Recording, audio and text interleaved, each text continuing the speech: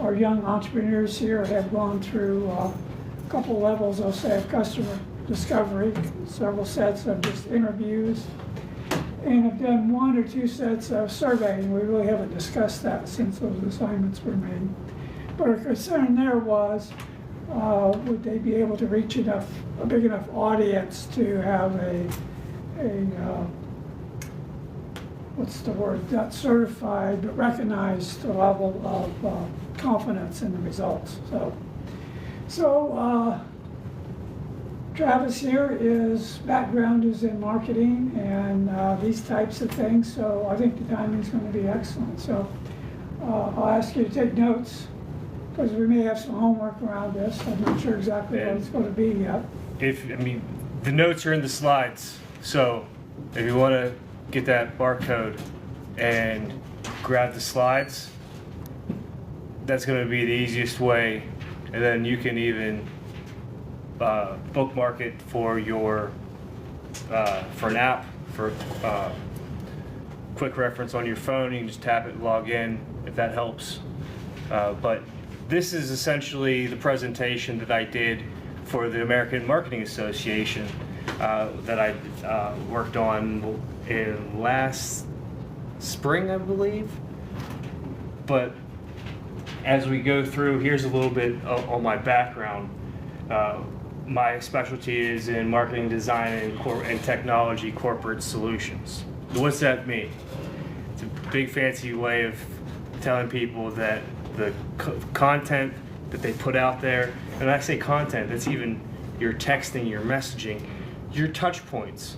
And that's what we're going to go through, from customer funnel development, telling your brand story, lead generation, media marketing design, social media, custom websites, mobile apps. So that is my background in a nutshell. And if you have the slides, that link is active to read my bulleted bio. Excuse me, I'll just introduce everyone very briefly. Yeah, absolutely. Braden, he is working on a venture of, is it temporary, what's the right word? Yeah, like magnetic curtains, yeah. Magnetic curtains. Magnetic curtains, Yeah. awesome. His idea started out of dorm students that have lighting issues. Nice. And Michael has an app. Maybe Yeah, I'm Michael. I'm kind of working around nutrition and lifestyle app. Okay. Leaning towards now more audience of like a tool for personal trainers and their clients almost. Okay. Yep. Yeah. Interesting. It's like a financial aid firm, but focused on everything wrong with what the current solutions have to offer. So more of a learning type of aid too. Interesting. One of the things that I will say that I've talked to some very successful people that have built and or bought and sold different businesses, right? And I will say that their turning point is understanding. One guy said, I was selling kitchen equipment, knives and all of that stuff. He says, I said, well, what was the turning point? He says, whenever I understood technology. And that was able to put everything on top of its head. And I think he exited for like 15 million. So when you're thinking about business, there are many different perspectives that you're going to hopefully understand as we go through this, and enable you to take a look at a different perspective than what you're doing now, and it's kind of know that you don't know, right? That's what we're getting into. So when you say technology, we'll understand the definitions of that as you go through? Absolutely. Okay, good. My name is Cooper. I'm working on a service that consults athletes and then kind of guides them towards what kind of performance coach they would need, such as like nutritionist, psychologist, or like a physiologist, any sort of Do you see that in an app? Not yet. I haven't really thought about that part yet. If it's going to be like an app or a website or just kind of referrals, but They're a lot in the same these days. right. But yeah, and there are metrics that people can get through smartwatches and wearables and things you can think of in that perspective, like what's the entry into market look like? Yeah. So okay. Cool. Rex, anything? No, I'm good. Excellent. Excellent. So a lot of this, again, I share with the American Marketing Association, but these are some key milestones that I've been able to help my clients hit. With the highlights, lead and resource list worth more than $100 million in under 2 years. 25 to 85% revenue growth month to month. A lot of these, some of these are marketing, some of these are advertising. We'll understand that. That's anything that is paid, right? And so there are many different entry points into the markets and being able to connect with people to make the right decisions. Reduction in lead generation anxiety. That was a lot of people. They went from getting about 250 leads a year from these listing services. If we just switched over to Google Ads, we would have been able to. They were getting 7 cents on average per click, generating them about 250 leads a month. And so being able to understand how the markets work and what the ROI is whenever you are building your business and pricing things out. All of you will be pricing things out, and you're going to pay with either time or money. You're either going to pay someone to do it or you're going to do it yourself. So you need to figure out where you fit in within the life cycle of this product. Multilingual support technology, being able to, I have a client that deals in jet parts for private jets. So that is a very niche area, if you will. But their website is built in such a way where with one click, they can go from English to Spanish to Dutch. So having multi-language, it's not that you're selling, it's how you sell, and being able to support your sales, especially whenever you're working in international markets. They may need to ship to Brazil, South America, Europe. That is the market. And then diverse solutions. I tell you what, one thing that people want is automation. They want automation, right? They want to make things a little easier on themselves, contact points. Automation is user-friendly these days. We have very unique ways of helping businesses connect with their audiences. And that way, a lot of information is already covered whenever you go to that key touch point and their knowledge base has improved. So content's what we're going to go over. Goals and objectives, historical influencers, how people are buying your goods and services, developing your social media calendar, startup mindset.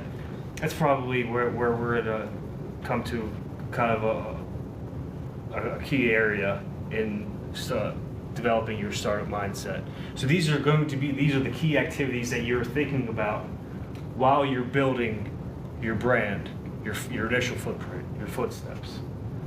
What goals for you? I think we already went over some of that. But historical influencers. So now it's like developing content. You can develop content strategies around these types of ways of thinking.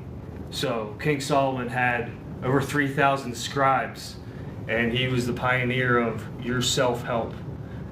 And he was able to create so much content. There are so many books because he had so many writers, right? And now we can leverage those types of AI generation and developing content to support whatever it is that you're doing. King David, known for writing psalms, poetry, and general reflections of events. So he was following up on different events. So whenever you're understanding your industry, one of the things we do whenever we're tracking events is getting feedback. We want to know how our industry is doing. So whenever you're tracking health tips, whenever you're tracking different hard products, what makes them superior to what you're doing? And so that way you then become this source of information. And then Jesus was the first one who said, follow me, right? And really when it comes down, whenever you're applying it, is adding value to your product. I remember whenever I was doing the Shark Tanks, I believe the one company was using recycled plastics to, as I kick a plastic box over here, and turning it into jewelry, right? So it's like, what do we have a surplus of that you can get your hands on and reshape into something beautiful? You know, sometimes it's something tangible, sometimes it's like what you know, your knowledge, and building out knowledge bases. And some of that building out your knowledge bases is being able to ask the right questions. And we're going to get to that. That's a critical piece of what I'm going to tell you to do as you reach out to your customers, potential customers, maybe industry leaders. Understand what people do in those markets. But how does my product add value based on those principles? So making rights decisions. So this is CIA and defining how people are influenced. And they're influenced based on what I call the rights decisions. And these are my terms. But reward, ideology, coercion, and ego.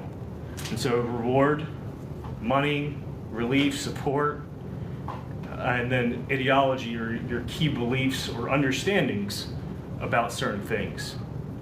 Why am I buying a car? Well, maybe I just don't like how the seat feels, right? I need an SUV because they're easier to get in and out of. What are the reasons people are choosing X over Y?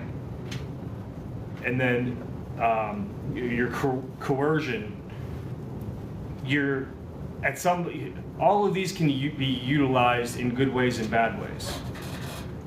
Coercion, well, if you don't buy this, then you're probably still gonna have back pains because this car has the #1 rated lumbar support and yada yada yada, right? So it's not always a bad thing whenever you're trying to get what I call a no answer. No, I don't want that.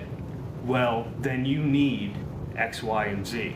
You've probably seen, a lot of commercials. If you understand how their messaging works, you start to understand how to piece things together in how to pair your message. What works, right? Hey, that's really interesting. I wonder if I did this, could I get this? And some of it's testing. But it really comes down to, again, asking the right questions. And some people, ego, perception of the audience, right? And some people have a very important job. Maybe I'm working on a whole fleet of airplanes. And I'm in charge of making sure that everything's inspected, and so there's a high level of pressure in those areas where they certainly have a perception of how they operate, and they need things very quickly. Or you just need a hat or a convertible to look cool, right? But here comes the startup mindset, right? And asking the right questions can lead to greater rooms. So thinking at a high level about your product. And I'll kind of frame it this way. You don't buy a nail or a hammer because you need a hammer. You buy a hammer because you need a nail. Right? And that nail goes to that piece of wood that goes to that house on that block with that estate on that piece of land in that country on that planet. Taking the micro and the macro, understanding the macro as your tool plays within that industry, and understanding the validation points of where you fit, your product fits within that industry, and then working the micro, the key activities that you have to do in order to achieve the needs that are the things that are necessary within that market. And so, key activity number 1, group outreach. Messaging and posting in relevant Facebook groups and LinkedIn communities. They're out there. They're so critical. Use them. If even things like TikTok and Facebook and Instagram, they have legit communities of people that are looking to do what you're trying to do. Those are easy to find. Easy to find. You type something in your search bar and go to Facebook, for instance, and you can find different alumni associations. You can find different home builders, retail networks. They have their own. They are real people that do real things. And those that value even like posting and interacting and engaging on LinkedIn. People do a lot of networking on LinkedIn. I've talked to some really cool people on LinkedIn that are interesting, and they want you to be you should generally be interested in what they do to understand maybe they're not they're in that industry, but maybe they're just not who you need to talk to. But they can sometimes point you into the different directions and make certain introductions for you to meet people that are in places that you want to be and where your product needs to hang. So you join, or you just follow? What's the right? Maybe I'm asking questions these guys now. Maybe they use this all the time. And a lot of businesses are made in the comments. When you start commenting on people's posts, and maybe they follow you, check you out, follow you, and you have a very unique opportunity in being a college student. Oh, good. Because more than anything, I hate cold calling. And however, if you're cold calling for permission as a college student, and I'm, doing, hey, I'm Travis from UPJ. We're looking for XYZ person in this area, and we're just looking to do a quick survey. Would you be the person that I would want to talk to? I just laid out this script for you. I just laid out the entire script for you. You're gonna get a yes or no. Sorry, I'm not it. That's maybe someday you will be it. Or you open up that door with a little bit of humor and lightheartedness and genuineness. Do you know who I'd be able to talk to? Frank, he'll be back in at 6. Do you know when he'll be working till? 6 to 10, or whatever that looks like. But now you have information. You have next steps. They seem like good people, and you know, you make sure you get their name and you follow up, right? You, back to the original, you know, principles. Is you follow up, and so other platforms kind of covered that. But what is their source of business development? Where are they making decisions, right? Maybe it's not on that platform that you're talking about. Maybe it's somewhere else. You know, so you have to validate where conversations are being had. How do you find those other platforms? There's certain ways to search You for can do that? yeah. I mean, you can just Google different networking events, and find people that are in similar spaces. So going back to the first, Yeah. Facebook or whatever, so you find a group that you're interested in, Yep. you sign up to join that, or you start following, Yeah, asking you questions? follow the group. You follow the group, you know, and you can even sometimes become an active member. But you know, even posting in the group, where you know maybe you have a picture of yourself or whatever, or something.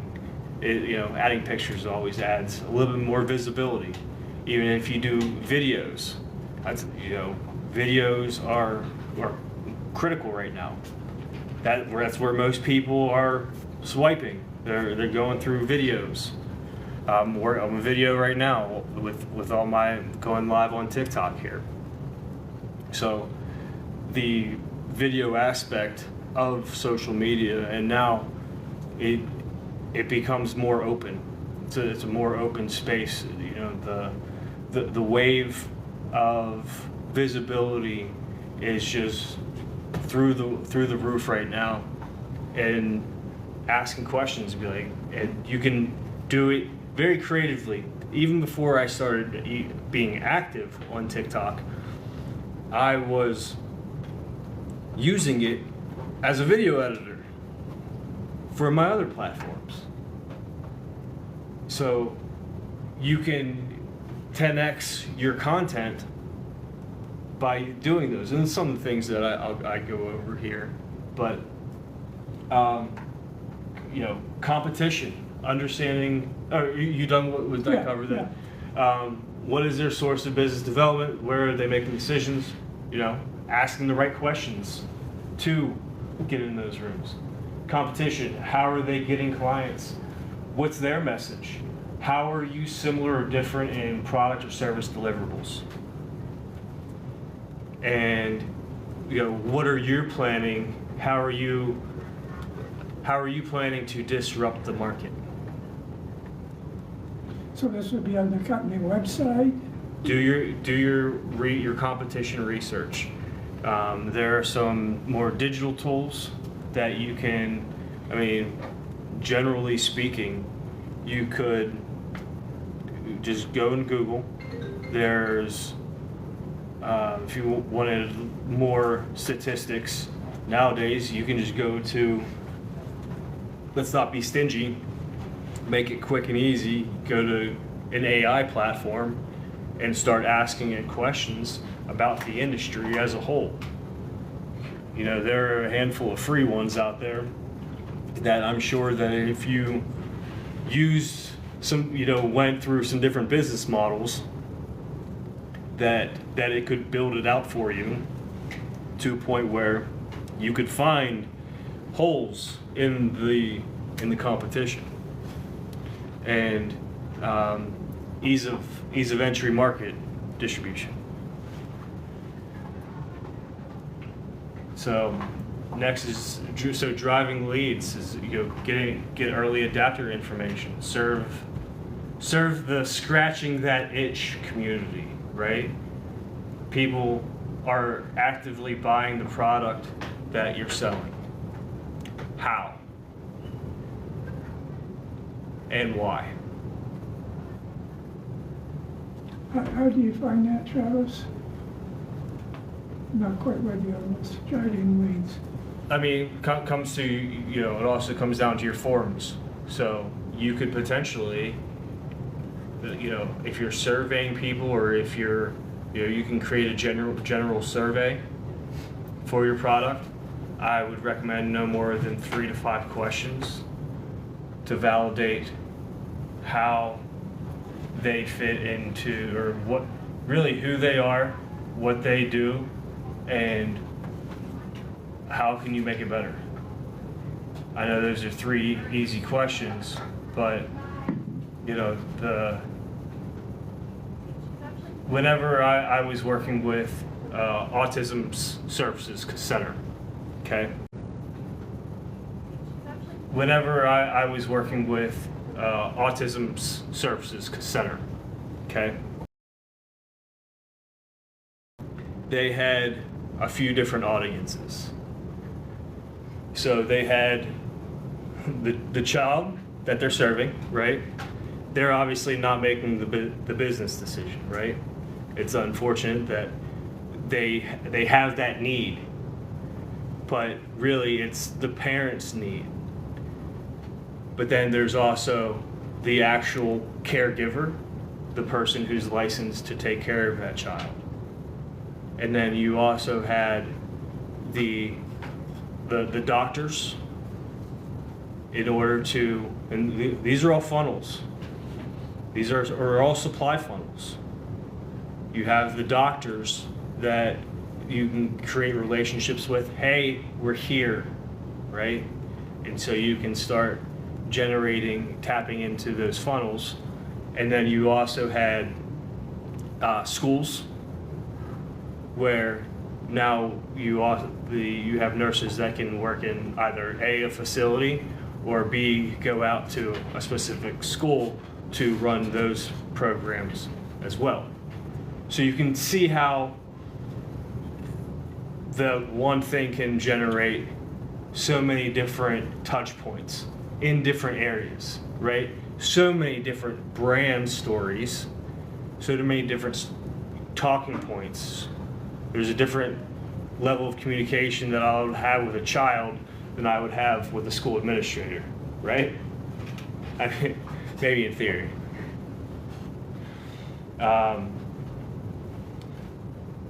But then launch party. What makes your first launch a success? They call it KPIs, key performance indices, however you want to say it. But identify 3 indicators that if you do X and Y happens, then Z is a success.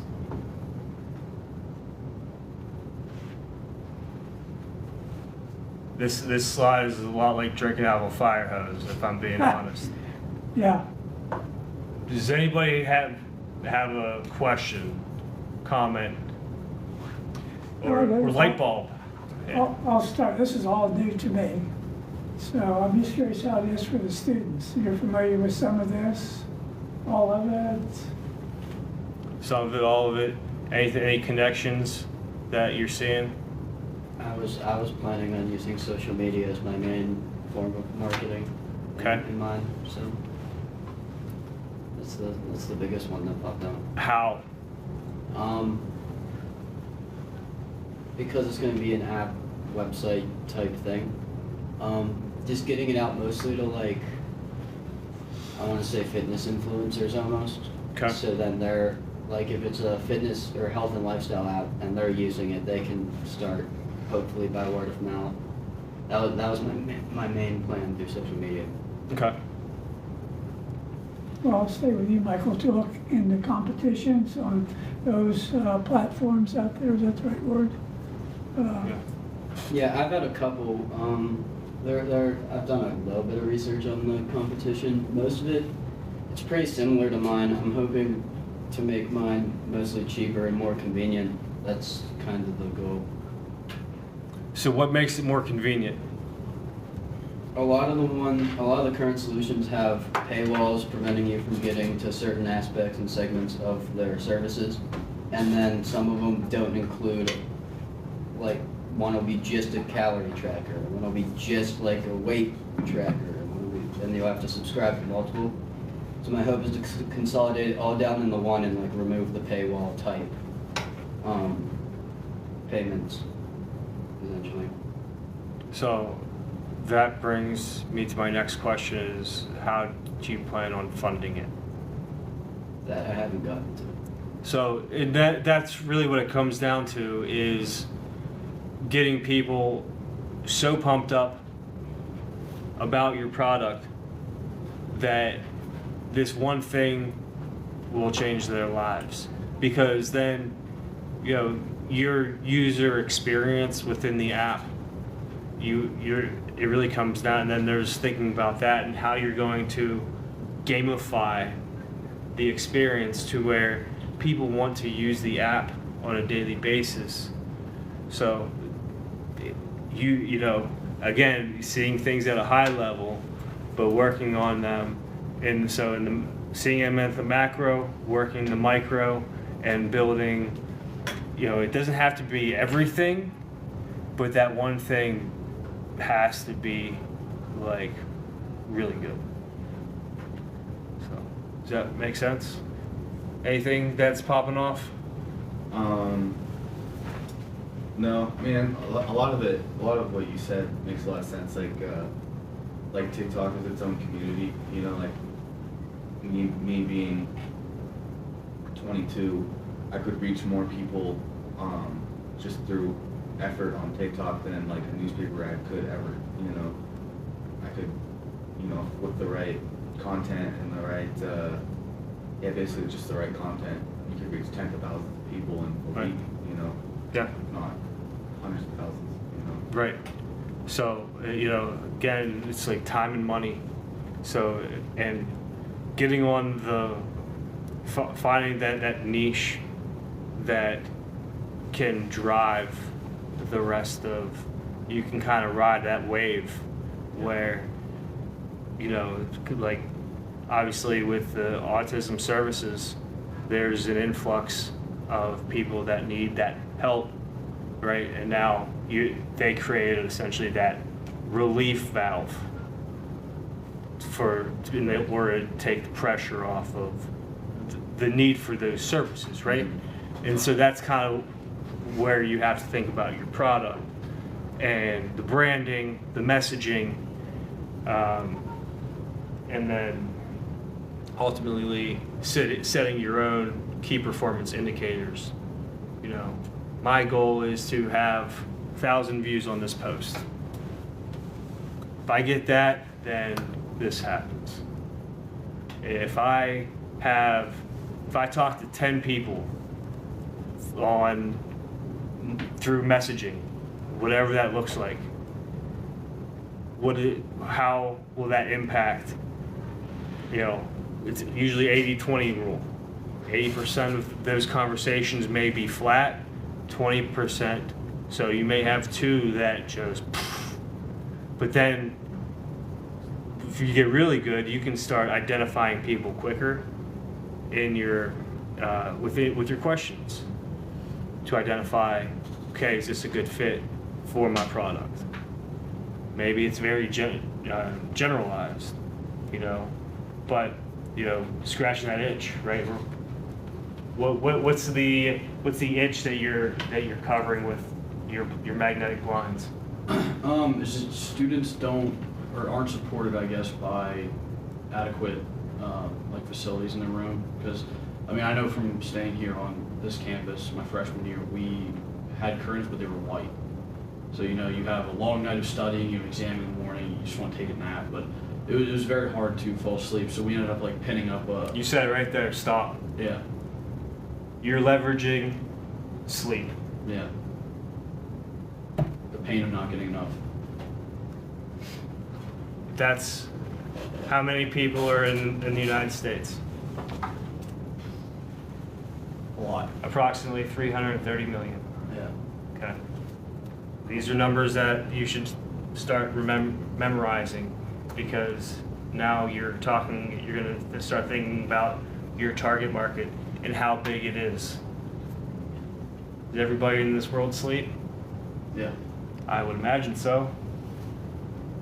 At some point, some people sleep during the day, and that's real. We have nurses, doctors, That's a good point, yeah. Markets. These are markets. So what makes the most sense? Who needs these the most?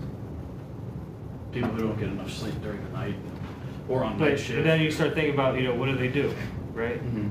They are your doctors, they are your nurses, they are your students, they are your graveyard shift workers, right? Mhm. So start thinking about, that's the macro, right? But now you're trying to figure out how you can serve those. And you work with some doctors and some sleep studies, and that can say, these are the best magnetic shades I've ever seen, right?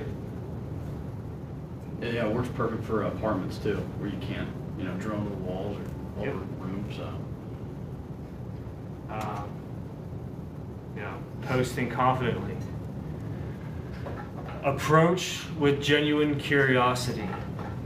Genuineness is the highest vibration. So what is the problem you're solving, and what role do you have in solving it? And finding your, and whenever you're doing this, is don't miss the opportunity to find your audience with your market research, right? Then reach your audience with your network development. And this is a side note, one of the programs that I really enjoy, and I was a part of at one point, is called Toastmasters. Toastmasters is a public speaking organization. One thing I will say about Toastmasters is everyone there is trying to get better at public speaking.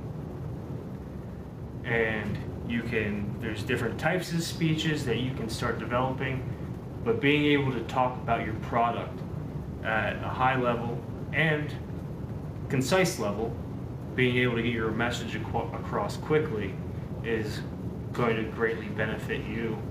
And hey, is this tool going to fix your problem? If not, maybe there's a tool that we can develop that can.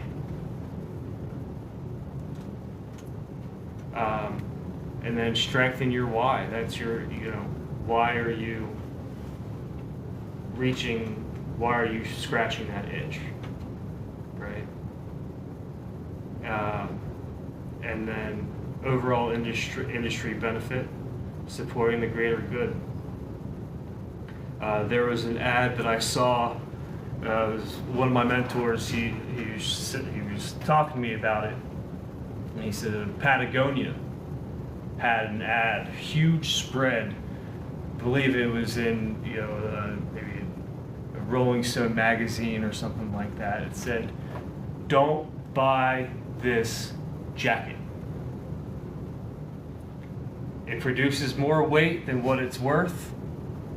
It does, all of these biocarbons and the whole." It says, "But we understand that, and we're working to do better in the industry to reduce our carbon footprint." That was the ad. They understood that people that buy Patagonia typically have a more earth conscious philosophy. So playing to that understanding, right? We talked about that in the beginning with making the race decisions. They're playing to an ideology. And then creating audience depth with your key activities, things that you need to do on a daily basis to hit the next milestones. That's the prior slide.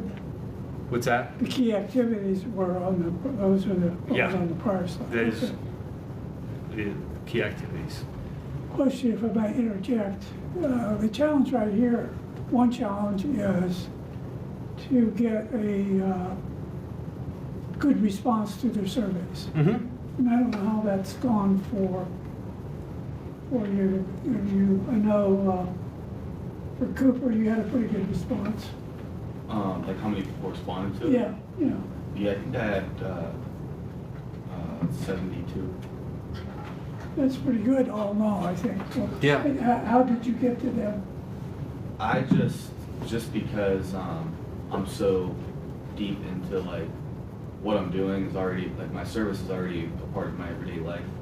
So it's for athletes and I'm around these athletes that I would want to help every day anyway. So it's So they're people you knew? yeah, it's just people that I know. So it was like an email list almost, or? I just sent a link out to every college athlete that I know, or By email, or how did you? when you make the survey, you just get a link, and it just goes right to the survey. So I just copied and pasted the link and just sent it to like the whole rest of the team. Basically. Did you text it to them? Did you email? Did you send via We Messenger? have a group chat on Snapchat. Okay. We have a group chat. So that's where you went, Yeah. okay. And then Yeah. people like that are high school athletes. I know a couple like professional MMA fighters.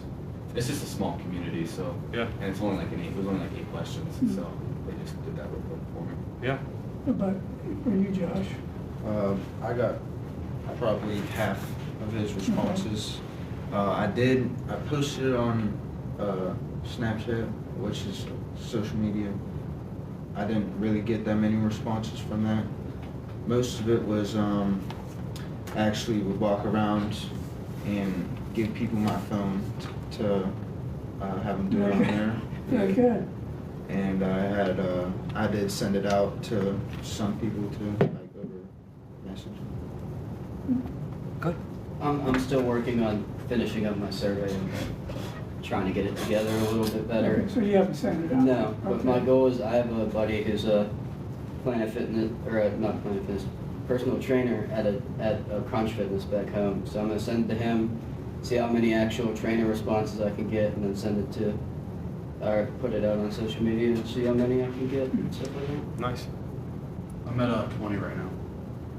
And who did you send it out to, or? So I sent it out to Greek Life on campus. So I sent it to sorority because they know that they live down on campus, and I sent it to some of the guys in my fraternity to kind of visualize like what their experiences are living on campus. I plan to send it out to more people. That's just what I have so far. But I've 10 men, 10 women right now. It's not done yet, but so far it's been good. I've gotten the response I've gotten. So you'd use that same group to survey further, or do any one of these look more interesting to you? I think I'm gonna try to. I think parents would also be a good one too. Like, I mean, I could probably make another one. Do you think your child's, getting enough sleep? Because I know my mom was definitely worried about my health when I was, a freshman on college. Like, how much sleep are you getting? Are you eating everything right? Right, because I mean, to be honest, you're a broke college student. Yeah. So if a parent would buy it for their child, there's also a likeliness of them buying it for themselves. Yeah. If it works, it's functional, and easy on the eye, right? Some can even be styled, in certain ways. Mm-hmm. Maybe one half a slot, or maybe you have expandables. Well, whatever that looks like, it can, that becomes your clay to work with, right? Mm-hmm. And the itch that it will scratch, right? What were some questions that you asked that were key identifiers as to like whether or not they were a client? I asked like general questions like how you budget and if you have a financial advisor, and I guess the best one for that would be, I asked, do you think it's necessary to have an advisor? And it was like, strongly agree, like that type of survey question. And it was mostly like strongly agree. Nice. What were some of the questions that you asked? I did I did a couple like typical demographic questions just to understand exactly who the audience was that was answering, and then I wanted to just because I sent it out to either collegiate, professional, or amateur athletes, like high school athletes. So I wanted to see who that was. Like, are you professional, collegiate, amateur, just not a competitive athlete at all? Then I wanted to see what is the biggest thing that they could do to enhance their performance. Like, do they experience like mental blocks and when they're competing? Do they feel like they lack nutritional advice? Like, are they kind of lost in their nutrition, or do they experience injuries a lot, like in season? That's a big one for wrestlers. It's pretty hard to stay healthy throughout the whole season. And then I did that one, and then I also wanted to get input on cost. So that would give me a better understanding of how valuable it actually is to them. You know, so I have an idea of what I would have to charge to even be profitable, but I wanted to see how much they were willing to pay, just because that would indicate like the importance of it to them. Yep. I think that was pretty much. There's a couple questions based off of cost, but that's pretty much a driving force for a lot of apps like that are in the affiliate marketing model. Are you familiar with the affiliate marketers? It's like influencers. Pretty much. Yeah. Yeah. It's a fancy way of saying influencers. Yeah. Paid influencers, nonetheless. Yeah. Or, you could also ask if they'd be interested in an NIL ownership partnership, Okay. where you could put aside a certain percentage of the company for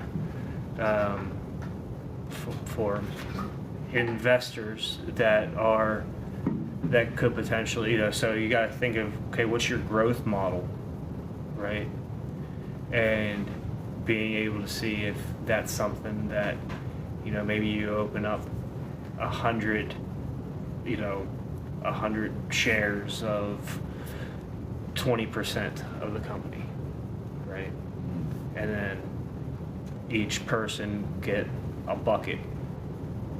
And then as that bucket grows, you can start paying them, and so that they would get a certain percentage of the, so they get paid, you get paid, and then a certain percentage of money goes back into the company for paying the bills, keeping the lights on. Right.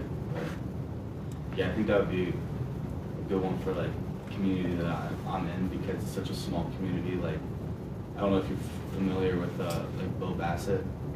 He has hundreds of thousands of followers on Instagram. He's a high school wrestler, but it's such a small community that I go, like, me and him wrestle all the time. You know what I mean? Like, it's so easy to become friends with people like that when you're in it. His uncle's like one of my best friends. Jack. Yeah. Uncle Jack. I know him. Yeah, he good characters. I mean, Yeah, he's a good guy. Yeah, good people. So, do you have any ideas, some questions that? Some of them are more general, like I asked in my interviews, like, have you ever used these kind of apps or services before, and stuff like that. And then one big one is like for the personal trainer specifically, it's like, do you have trouble connecting with your clients, especially the ones you meet like once a week? Do you have trouble like keeping track of progress and just stuff like that? So who's your audience? I was thinking about making 2 surveys because the personal trainer thing's more of a recent thought. It started as more of just a consolidation of all the like health and lifestyle type services that are online for just anybody who wanted to use it. So I was thinking, starting aiming at that with one like of the more general questions, and then I started thinking about it as like a tool for personal trainers to connect to their clients. Like, you can friend each other or whatever, and then like they can put their program in, and their client can follow it, and they can like keep track online. Yeah. So that's where I'm at right now. What makes yours different than his? mine is less of a like consulting for athletes with like a nutritionist and stuff like that. It's more just an online service where they would. I think ideologically, yours is more, while they could literally be the same app, yours is focused towards college athletes, yours is focused towards personal trainers. Ideologically. But then that comes down to branding, right? I mean, Flow Wrestling, you know, they do a great job. Right. You know, and then who becomes your audience?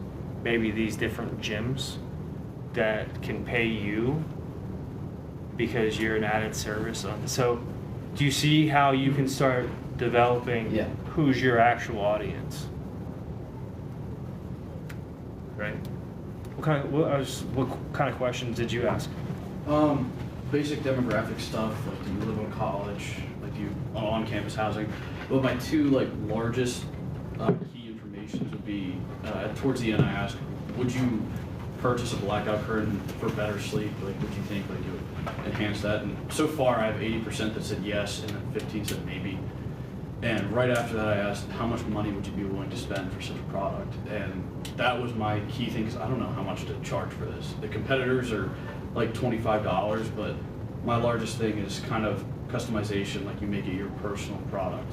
Because you don't want, you know, some generic print on there or like just a color. Some people want more than that to like kind of spice up their room a little bit. But I got around, my average was like $48. So that's kind of the average middle ground right there. I think That's helpful. yeah, that's like the sweet spot. It's helpful.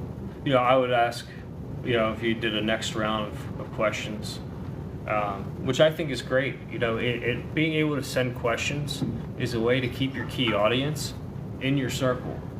You're now in a communication loop with them, so keep that loop going.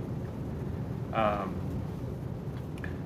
would ask, what would make them want to buy? Like what would entice you to buy it? Right. The color, the ease of use. So you have to start thinking of traits to support your theory.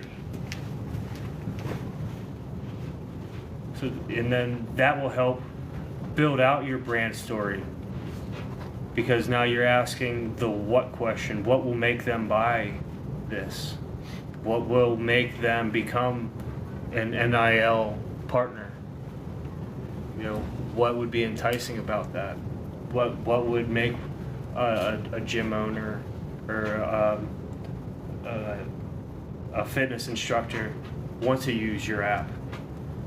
You know, and then you can target gym owners. Then you can say, you can ask, you know, would this be, if I did this, if I added this app full of online instructors, would you want, what would make you want to license this?